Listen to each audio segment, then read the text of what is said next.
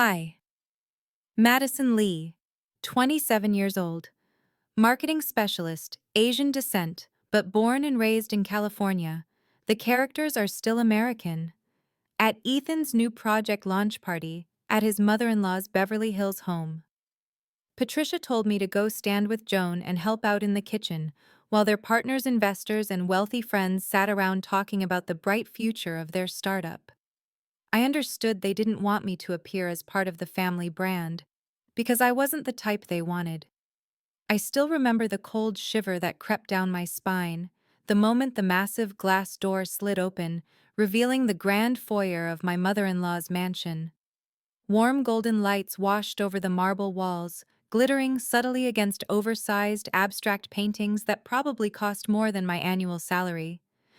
Back when I still worked in marketing, everything about the house whispered power, wealth, and curated perfection. And I, Madison Lee, 27 years old, ordinary background, ordinary career, and a far more complicated inner world than I ever let on, was certainly not part of that perfection. My husband, Ethan Brooks, 34, was the rising tech CEO at the center of tonight's spectacle. He was brilliant, calm, charming, until he stood in front of his mother, where he morphed into the obedient son she had molded for decades. And Patricia Brooks, my mother-in-law. She was the kind of woman fairy tales warned you about. Elegant, polished, intelligent, and dangerously calculating, tonight's event was supposed to celebrate the upcoming launch of Ethan's new tech project, the one he hoped would secure a major funding round. Patricia had invited investors, friends, acquaintances, and anyone she believed could elevate the Brooks legacy another few notches. I wasn't surprised that I felt like an outsider. I was surprised that tonight they didn't even bother pretending otherwise. Patricia barely glanced at me when I entered.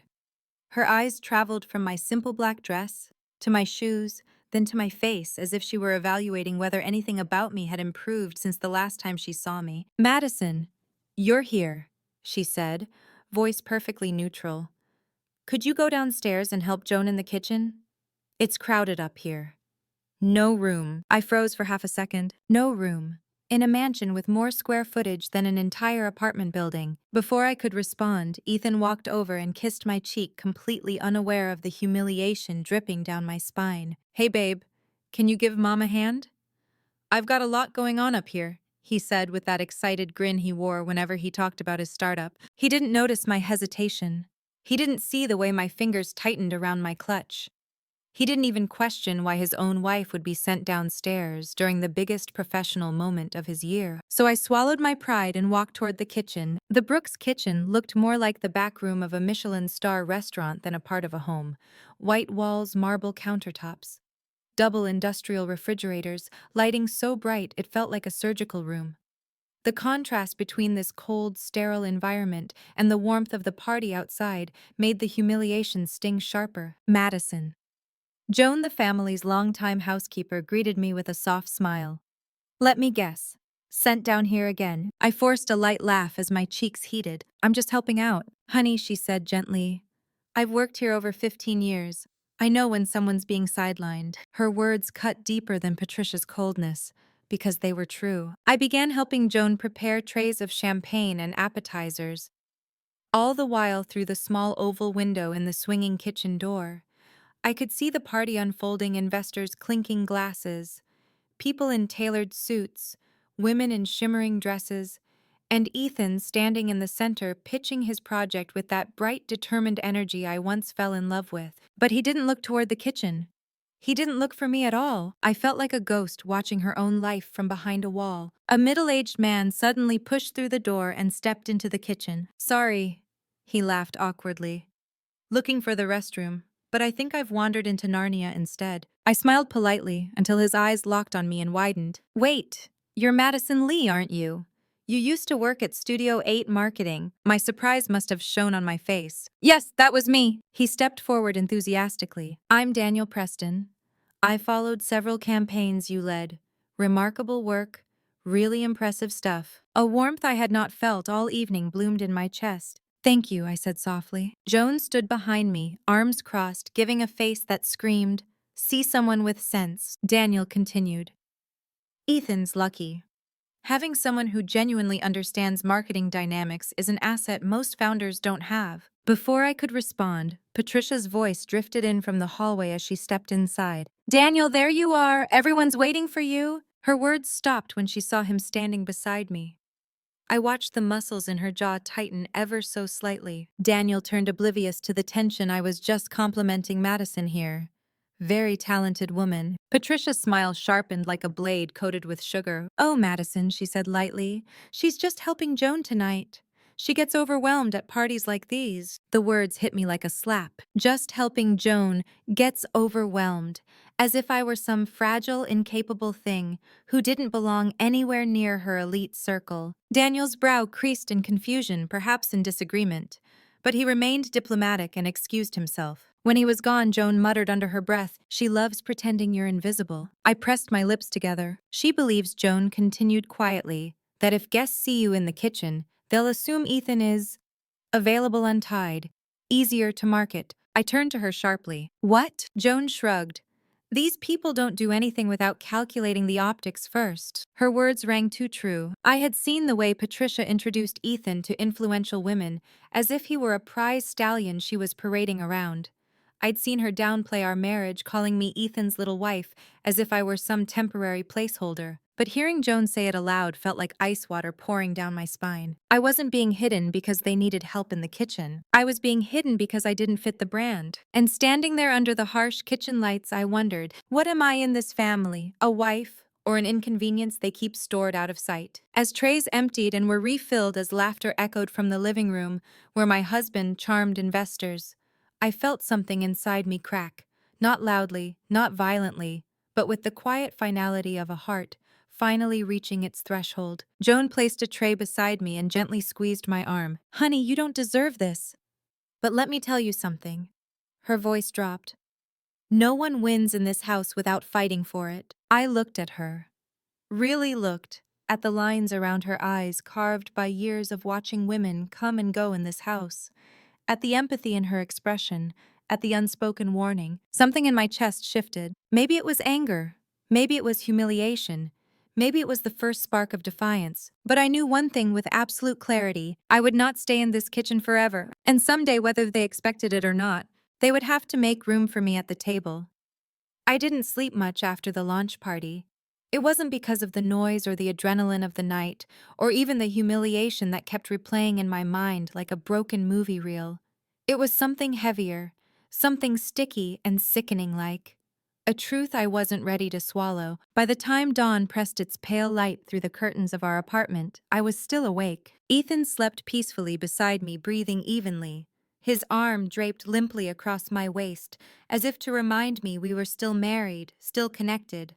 But his touch felt lighter than it used to, ghostly almost. Like even his body was slowly drifting into a world I wasn't allowed to enter. When he finally woke up, stretching with a satisfied groan, he didn't notice the exhaustion around my eyes. He only kissed my temple, murmuring, "Last night was amazing, wasn't it?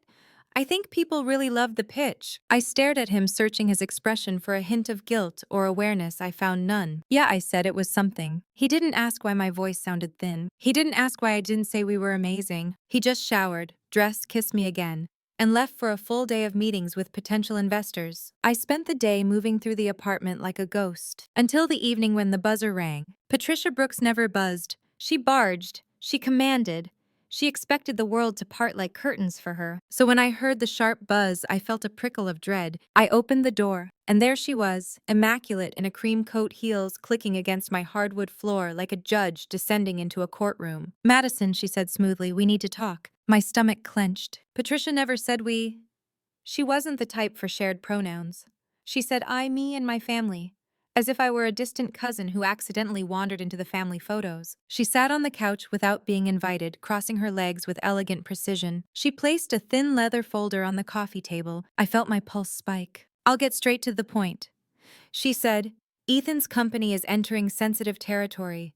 Investors are watching him closely, and any instability could jeopardize the next funding round. I blinked, unsure where she was going, but certain I wouldn't like the destination. And I asked. Patricia opened the folder slowly, deliberately, like she wanted me to feel every second of dread. Inside was a stack of legal documents. I recognized the format instantly. I'd seen them before, for friends, coworkers, celebrities in the news. A post-nuptial agreement. My throat tightened. You want me to sign a contract?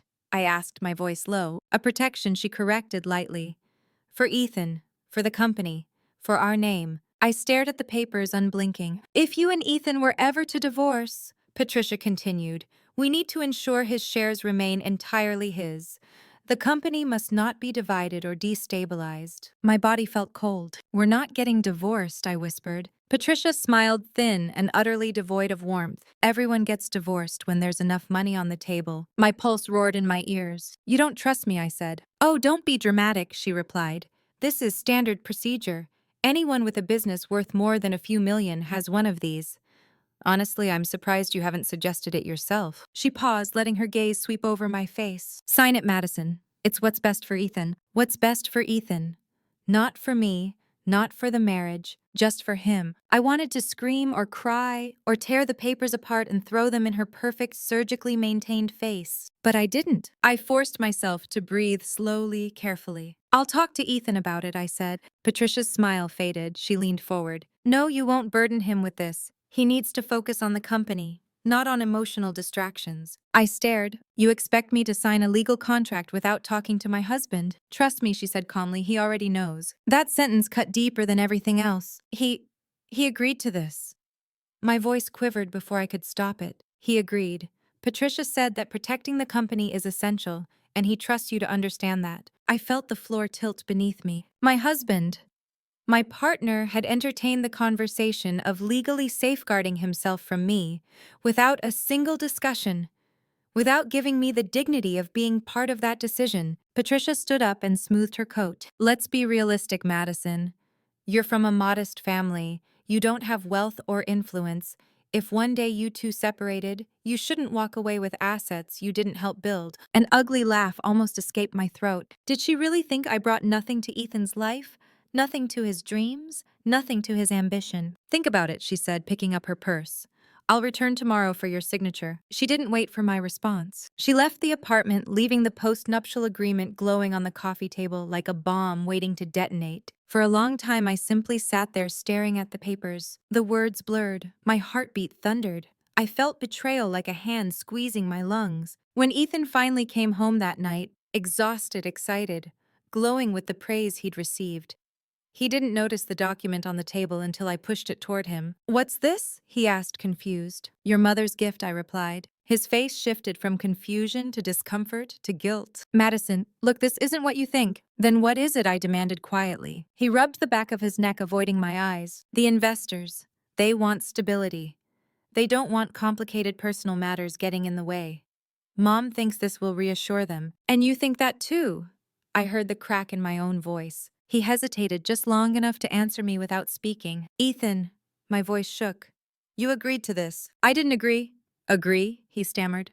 I just said, I'd think about it, and she must have taken that as enough. But Maddie, it's just a formality. It doesn't mean I don't love you. A formality. That was the word that broke me. Do you realize I whispered that you're asking me to sign away every right I have as your wife? That if anything ever happened to this marriage, I'd leave with nothing. You wouldn't leave with nothing, he protested.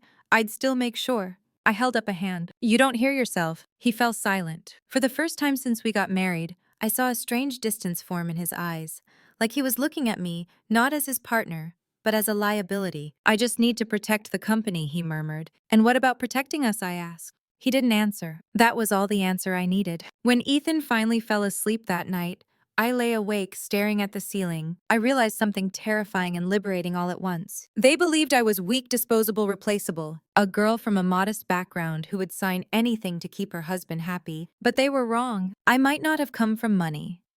I might not have connections. I might not have a famous last name. But I had something far more dangerous. A brain, a strategy, and now, A reason. If they wanted a fight, they should have never shown me the battlefield, because I would not just protect myself. I would learn, I would rise, and one day, they would regret ever handing me that contract. I didn't sign the post-nuptial agreement. Not that night.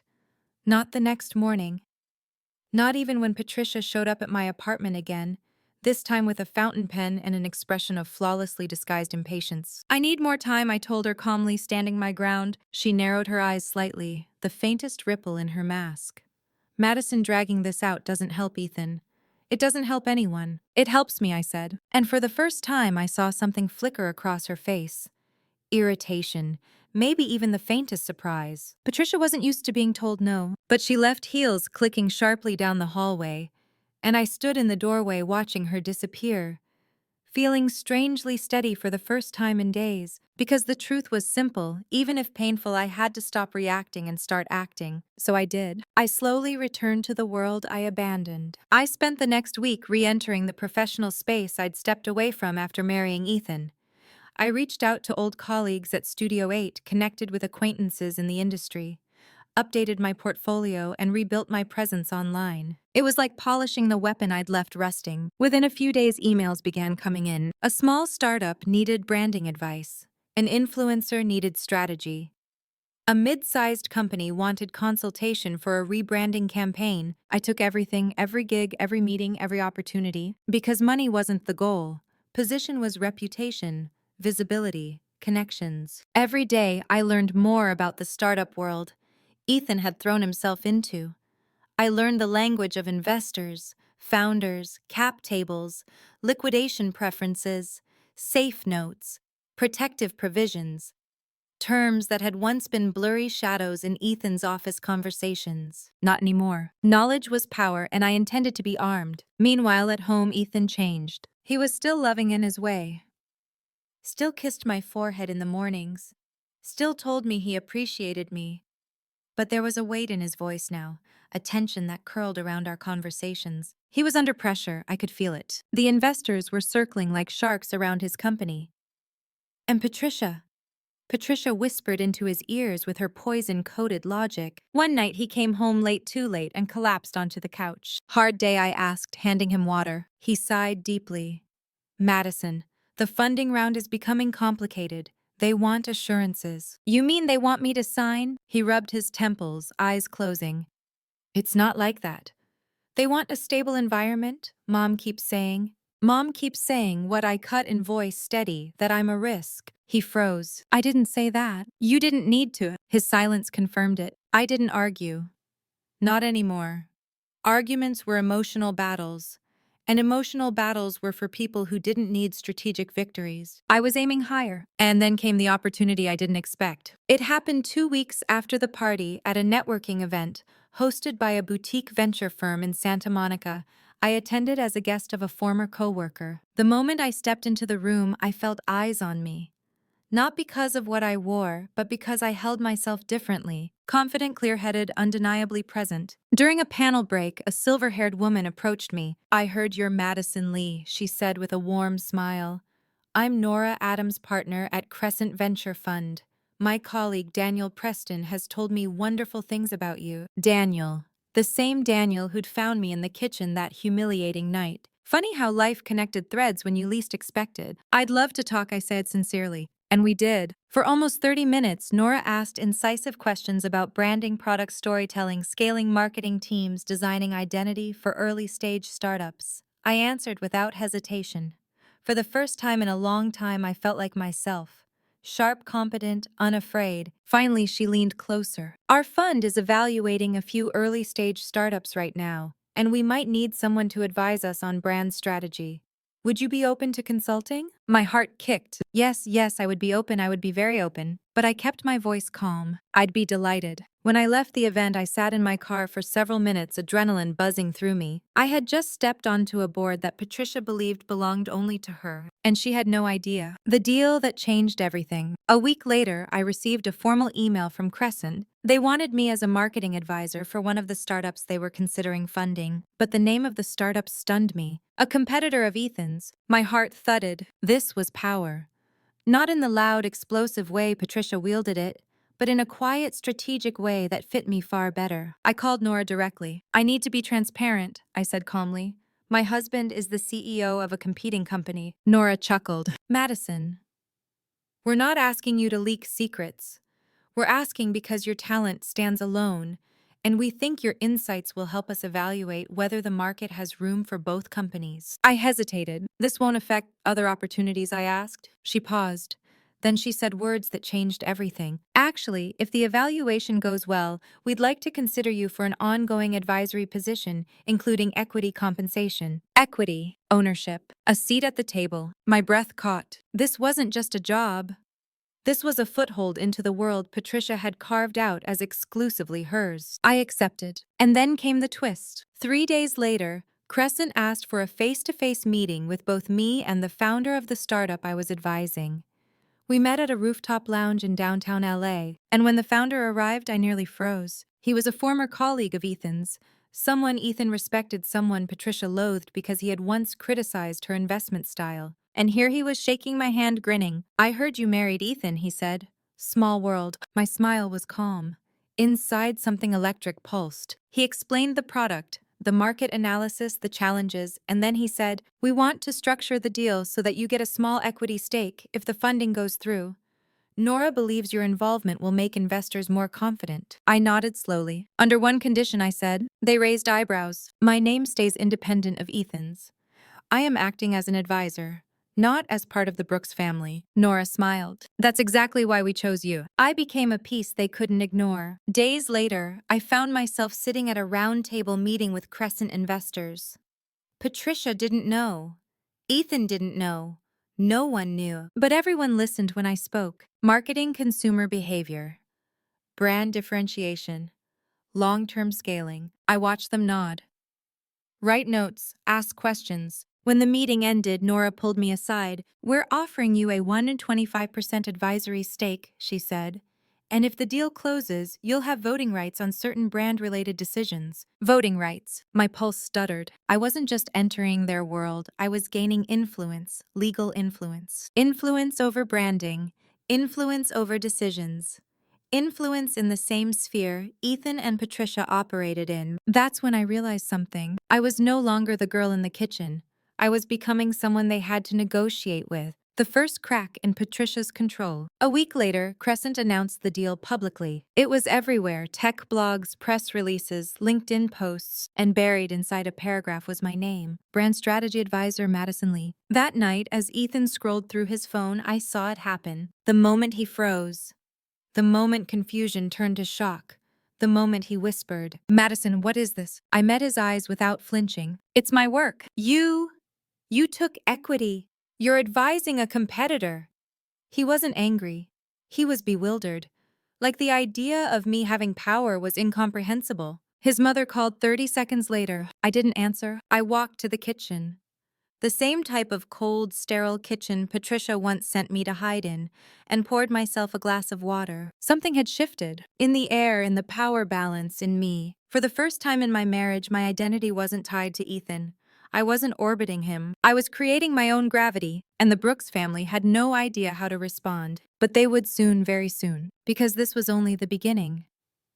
When Crescent Venture Fund announced their investment publicly, the world remained calm. But the Brooks household did not. By the end of that week, my phone buzzed so relentlessly that I had to silence it. There were brief pauses between the calls, but they lasted no more than minutes. Patricia, of course, was the most persistent. She left sharp-clipped voicemails dripping with irritation, though she disguised it with her usual veneer of concern. "Madison, call me back at once. Why was I not informed about your new advisory role? We need to talk about appearances. This is inappropriate without family discussion." Family discussion. As if I were a visiting neighbor, rather than the legal wife of her son. Ethan didn't fare much better. He paced the apartment phone pressed to his ear, trying to calm Patricia down, while simultaneously trying to understand why I hadn't told him sooner. At one point, he turned to me, running a hand through his hair. "Mom thinks this could confuse investors," he said. "She's worried it creates mixed signals." Mixed signals to whom? I asked quietly. "To you, to your board, or to her?" Ethan looked uncomfortable. "Madison, you advising a competitor?" "It's not a competitor, not yet. They occupy similar spaces, but their product positioning is different. He blinked at me, surprised that I knew enough to argue. I continued calmly. And you know as well as I do that advisory equity isn't controlling equity, nor does it create a conflict unless I'm dealing with confidential tech data, which I'm not. Ethan stared, mouth slightly parted as if seeing me for the first time. Not his wife, not the woman he left in the kitchen at his mother's party, but someone capable. I wasn't sure if the look in his eyes was admiration or fear. And then the invitation arrived. A formal message from Patricia arrived in the shared family group chat. Something she rarely used except to broadcast orders disguised as invitations. Family dinner on Saturday, mandatory attendance, we need alignment. Mandatory alignment. She didn't even try to soften it. Ethan looked at the message and exhaled sharply. This is going to be tense, he murmured. For you or for me, I asked. He hesitated too long for my comfort. Saturday arrived, brutally fast. The Brooks mansion glowed under the early evening sunset as if it were a palace preparing for war. The driveway was polished, the windows spotless, the landscaped gardens so symmetrical, it felt unnatural, like perfection, maintained by force. Inside, the air smelled of rosemary, citrus, and tension. Patricia greeted Ethan with a kiss on both cheeks. Then she looked at me. Not a greeting, not a smile, just a careful, assessing stare, like she was examining an artifact that had unexpectedly increased in value. Madison, she said simply. Patricia, I replied. We stood in front of each other, two women who had finally realized they were playing the same game. Dinner was set in the smaller dining room. Small meaning large enough to host 30 people. Tonight it held only 5: me, Ethan, Patricia, Ethan's younger sister, and a distant cousin, who always seemed strategically placed whenever Patricia wanted an audience. Plates clattered softly as servers moved around us. Silver reflected candlelight. Everything felt choreographed, except my presence. Normally, Patricia guided social settings like she conducted orchestras, but today she kept glancing at me as if unsure where to place her baton. Finally, halfway through the first course, she struck. So, Madison, she said, voice casual, like a blade disguised as silk. I saw Crescent Ventures' announcement. I dabbed my lips lightly with a napkin. Yes, it was a productive collaboration. A collaboration? She echoed, the faintest sharpening in her tone. You're advising a company that is tangentially related to Ethan's. Similar market space, I corrected calmly. Not overlapping. Her smile didn't move her eyes. And you're receiving equity. That's standard in advisory roles at the level they requested, I said. Patricia took a slow sip of wine. Interesting. Considering you never mentioned having interest in equity work before. I didn't, I admitted. But opportunities grow when you step toward them. Or when you step away from your family, she said softly. Ethan stiffened. Mom. No, Ethan, she said, placing a hand on his wrist. This is important. She turned to me, voice gentle but cold enough to frost glass. Madison, darling, I worry this might look like disloyalty. The table fell silent. My pulse stayed steady. Disloyalty to whom, I asked. Patricia blinked. To Ethan, of course, to our family's goals. I tilted my head. Is our family not allowed to have more than one success story? Her expression tightened. You are married to Ethan, she said. Your energy should support him, his company, his trajectory, his future. And mine, I asked softly. She faltered for half a second. Then, like an instinct, she masked it. Your future is tied to his. That's how marriage works. I felt something snap inside me, softly, quietly, but definitively. I leaned forward, meeting her gaze head on. Patricia, I said, my voice calm. I am not a shadow orbiting your son. I am not an accessory in his life, and I will not sit in a kitchen while the world moves around me. Everyone froze. Even the servers paused mid-step. Patricia's eyes darkened. I never said you were a shadow, she murmured. You didn't have to. Silence. Every crack in this family's facade glimmered under the candlelight. Finally, Patricia exhaled, slow and controlled. If you insist on pursuing this advisory direction, she said, we need clear boundaries. Ethan's investors might misunderstand your intentions. And what about your intentions, I asked. She blinked. What do you mean? You pushed me to sign a post-nuptial agreement, I said. You expected me to relinquish financial rights to protect Ethan's company, but now that I have equity of my own, Suddenly I am the problem. Patricia didn't speak. She simply watched me, and there in her eyes I saw something I had never seen before. Respect, resentment, recognition. She was acknowledging me, maybe unwillingly, maybe reluctantly, but undeniably. I had stepped into her domain, and she didn't know how to contain me. The real turning point came after dessert. When the meal ended, Ethan and his sister drifted to the living room, leaving Patricia and me alone at the table. Two queens forced to negotiate a truce. Oh. She folded her napkin slowly. "You're smarter than I gave you credit for," she said at last. It wasn't a compliment, it was a recalibration. I know I said simply, and strategic, also true. Her eyes narrowed slightly as if she were weighing every part of me. Then she said something I never expected. "Ethan will not survive this industry unless someone on his side understands how power works. I had hoped it would be me, but perhaps it might also be you." I raised an eyebrow. "Is that your way of saying we're allies now?" She smiled, a real one, sharp but honest. "It's my way of saying we're playing the same game and we can destroy each other, or benefit from each other." I looked at her, really looked, and in that moment I understood something fundamental. Patricia didn't respect weakness, not in anyone, especially not in her family, but she respected strategy. Strength, boldness. She respected women who refused to kneel. And I, Madison Lee, the girl she once sent to help in the kitchen, was no longer kneeling. I met her smile with one of my own. "Then you should know," I said softly, "I don't plan to lose." Patricia's eyes glimmered. "Good," she whispered. "Neither do I." When we left that night, Ethan seemed relieved that the dinner didn't explode. He didn't realize what had actually happened. That was not a reconciliation. It was a shift, an alignment of power, a repositioning of players. A silent agreement that I was no longer a spectator. I was becoming a force, and the board was rearranging itself around me. If this story gave you chills, don't forget to like, share, and subscribe. There are countless real-life betrayals, twists, and revenge stories waiting for you in the next episodes. The Brooks mansion looked different this time, not physically. Its marble floors still gleamed.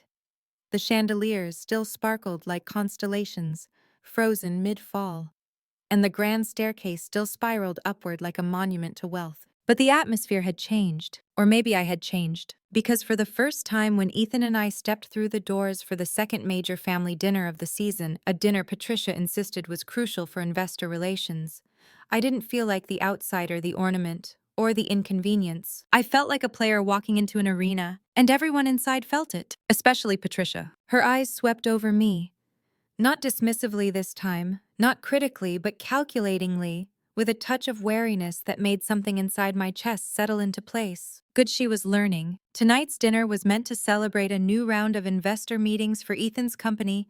Patricia had invited high-profile venture partners, wealthy acquaintances, and a few key players from the tech community. The same people who had once looked through me like I was air. Tonight, though, I noticed subtle double takes, lingering glances, faint recognition. It wasn't my dress. It was the news cycle. Crescent Ventures' press release had circulated widely. It didn't matter that my role was advisory or minor. In their world, visibility was value, and I was now visible. Patricia approached us, elegant in a navy blue dress tailored to perfection. Her smile was carefully shaped. "Ethan, darling." Then to me, "Madison." I nodded politely. "Patricia." If she sensed the equal footing, she didn't show it. "Let's get you both seated," she said. But when she gestured, I noticed the gap, an empty chair to Ethan's right. A chair for me. The first time I had ever been seated next to him at a Brooks event. Last time she had forced me into the kitchen. Now she was placing me at the head table. Power never moved unless something forced it to. I took the seat without comment, but inside, a quiet fire burned. The guests arrived in waves. Men in suits. Women in jewelry that shimmered like liquid light. Investors with reputations sharp enough to cut careers. Ethan stood to greet them. Patricia floated like a queen through her court. And I waited, watched, observed. Halfway through the mingling phase, I heard my name, Madison Lee. I turned to see two partners from Crescent approaching, smiling. "Wonderful to see you," one said. "Your insights at the advisory review were incredibly helpful." Multiple heads turned toward us. Ethan blinked, surprised. Patricia's spine straightened. I thanked them, answering questions with the same polished confidence I had practiced for weeks. I saw Patricia's expression shift, first irritation, then strategic acceptance. She hadn't planned for me to be recognized tonight, but she knew how to pivot when necessary. By the time we sat for dinner, the balance of the table had shifted subtly. Conversations flowed past me, but not around me. People asked me questions, listened, waited when I spoke. It wasn't dominance, it was relevance. And in this world, relevance was currency. But I knew the real test was still coming. The main course hadn't even been served when Patricia tapped her crystal glass and stood. "I'd like to make a brief announcement," she began, her voice calm, commanding attention like a conductor calling an orchestra to silence. My stomach tightened. Not with fear, but with anticipation. She waited until every eye was on her. "As many of you know, Ethan's startup is entering an important phase. We've been working diligently to ensure a strong investment environment, and part of that stability includes clear structuring of personal commitments." A ripple of murmurs passed through the room. Ethan stiffened beside me. Patricia continued, "Recently we've initiated discussions regarding a post-nuptial agreement." There it was, her attempt at checkmate, a controlled public message. "Our family is stable because we have contracts. And I am pleased to announce," Patricia said, looking directly at me, "that we are close to finalizing this agreement." The room nodded approvingly. This was her move, her attempt to reclaim dominance, to make it appear that I had fallen back into line, agreeing to financial submission. Ethan turned to me, horror in his eyes. "Madison, she wasn't supposed to—" "It's fine," I whispered. But it wasn't. Not for her, not anymore. I stood quietly, smoothly. The room fell silent again. "Patricia," I said gently, "thank you for the update, but I'd like to provide some clarity." She froze. Not visibly, but in the subtle tightening of her shoulders. Every gaze swung to me. I placed a hand lightly on the back of my chair. "There have been discussions," I said, "but they're not the discussions you think." A murmur rippled again. Ethan held his breath. Patricia stared, expression still but eyes sharp. I continued, voice calm, steady, unwavering. "I have not agreed to sign a postnup." A silence so deep it became physical fell over the table. And after careful legal review, I said, letting my gaze sweep the room, "I've determined that the draft provided was incomplete, legally vulnerable, and not in the best interest of either party." Patricia's jaw tightened. I wasn't done. So instead, I consulted with independent counsel who helped me prepare an alternative. People leaned in. An agreement that ensures fairness on both sides. One that protects Ethan's company, while also acknowledging the contributions, independence, and legal rights of his spouse. I let that sink in. Patricia's face remained neutral, but the air around her tightened like an invisible wire, and I added, "Since transparency is so important, especially in front of investors, I want to make one thing clear." I took a breath. I am not here to ask for anything from Ethan's company. I have my own equity now, my own stake, my own work. The Crescent partners nodded subtly. "I do not intend to be a burden," I said softly.